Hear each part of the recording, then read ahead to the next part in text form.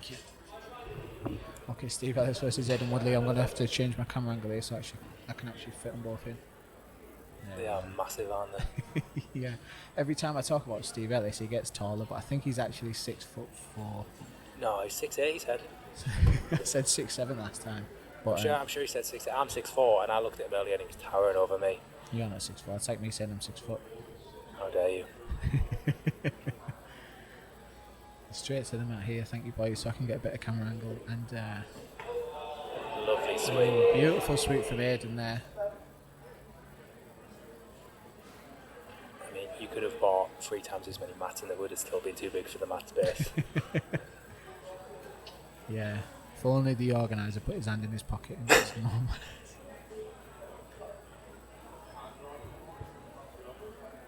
Yeah, Aidan is a fierce competitor. And as is Steve, they're both very good. I feel like Aidan probably has the more experience over the long term, but Steve's fought black belts, had no issue, tapped them. So I've never trained with Steve myself, but I've had the pleasure or displeasure of training with Aidan and being absolutely mauled. I've never felt so out of my depth. Right. He is a big guy, but at the same time, he doesn't use his strength. Like I felt like even the slightest hip movement, I was getting swept. But Steve so far seems to be doing pretty well. Yeah.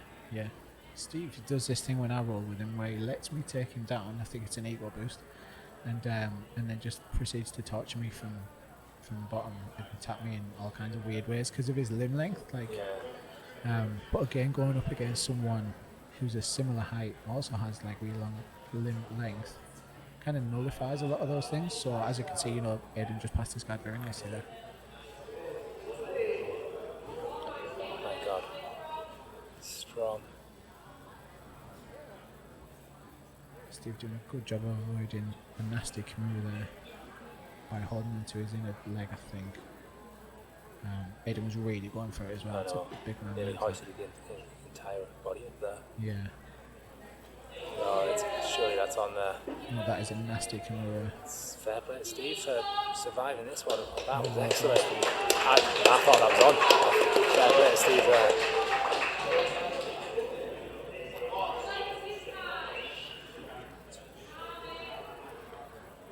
When Steve told me that his girlfriend was cornering him, I had a little bit of suspicion, but she's actually a very good corner. The old MMA adage goes, girlfriend in the corner, not a performer. Oh, I heard that one before. But that's I don't think that's true anymore. Steve didn't, Aidan's still going for that Kimura. Might be a bit of talk in Steve's shoulder. So, when we booked this, I knew it was a big step up for Stephen. But obviously, I thought, and I still think he can get the win, so I'm curious to see. Steve a purple or a brown? Steve's a purple belt. He only got his purple belt about 6 months ago, but he's had 2 pro MMA fights. Basically, it took that long because he never puts the gi on. But he just ran out of competitors across the UK at blue belt. So he got a well-deserved purple belt. Steve's won on Polaris as well. Aidan's no slouch. Aidan's had Grapple Fest experience. He actually got his leg broken by Dave Weston at Northern Submission Series about 2 years ago. Really, really nice. You probably saw it on social media. It was very nasty, and he's just since bounced back. He's been doing ADCC trials. It hasn't slowed him down since he's had his full recovery from that. So it's nice to see him back on the mats. And a nice pass there. Got through the half guard of Steve. Looking for the arm again on the other side. Needs to be careful with that left arm, I think. I feel like if he switched it up from the Kimura attack, used the Kimura grip but switched it to an armbar, he might have a little bit more success. I want to see a little bit more bridging and maybe shrimping from Steve on bottom, trying to force a scramble. Yeah. He's staying a little bit too still now. Yeah.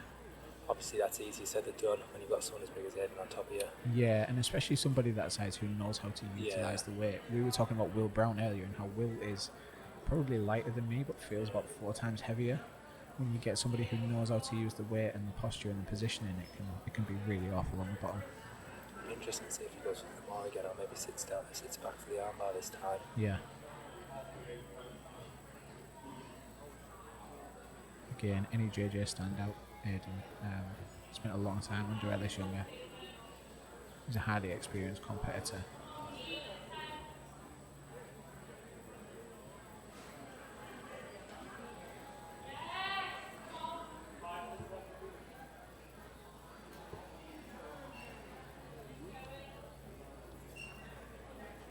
We've both been too silent for too long now. We need to say something. It's such an intense match. I know. I forgot I was commentating then. I was just watching.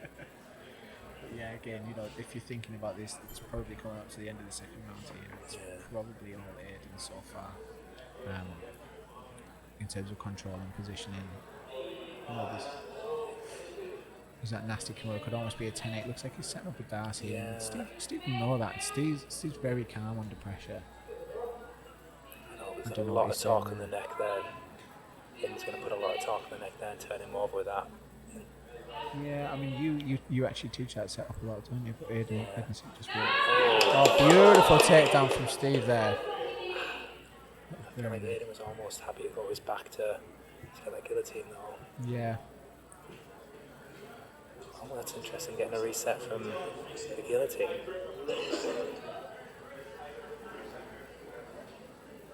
Yeah, these can be controversial because depending on how tight you get the grip on the reset can depend on.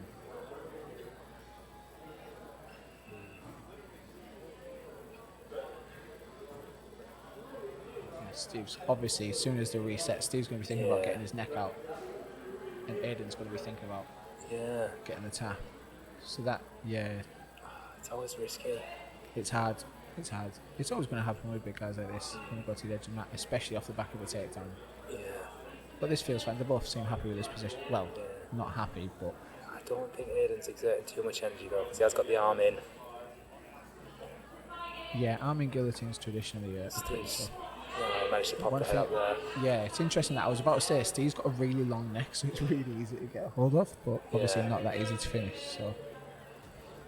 Keeping John Dale on his feet, and Aidan looks like he's going for that Kimura again. Yeah. Again, though, if you're thinking about the time, this is probably... It depends on where that takedown landed within the rounds, really, as to how you score it. But that's because that's up to the judges. Should say as well, Stephen with a lovely rash guard on. Yeah. Where did he purchase that? Steve purchased that from jiu-jitsu.com if anybody fancies. Well, you can't even get it because it was a pre-order.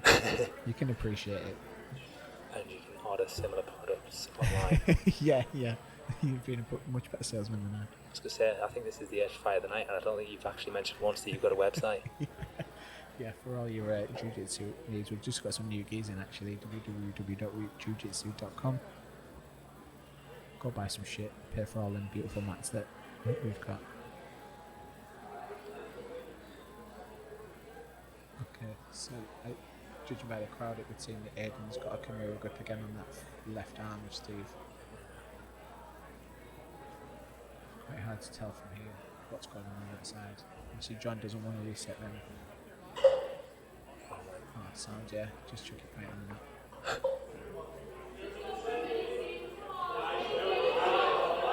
Aidan's going to go for the arm bar here. Saved by the fence. Reset them in the middle. Then that's going to be a hard reset though, surely. Yeah, you've got to go from for me, bottom quarter, so before you flattened him out. So Aidan's basically going to be on his left hip.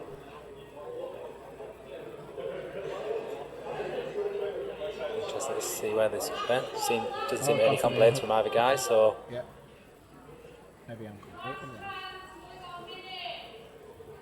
1 minute left on the clock. Can't see this going any other way.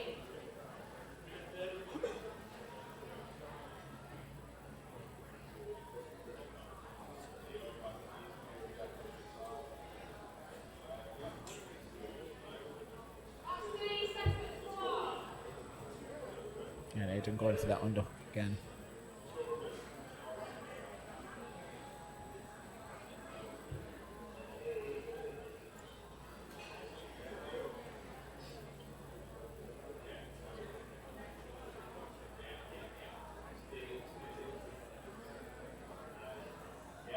Aidan looking at the arm triangle there.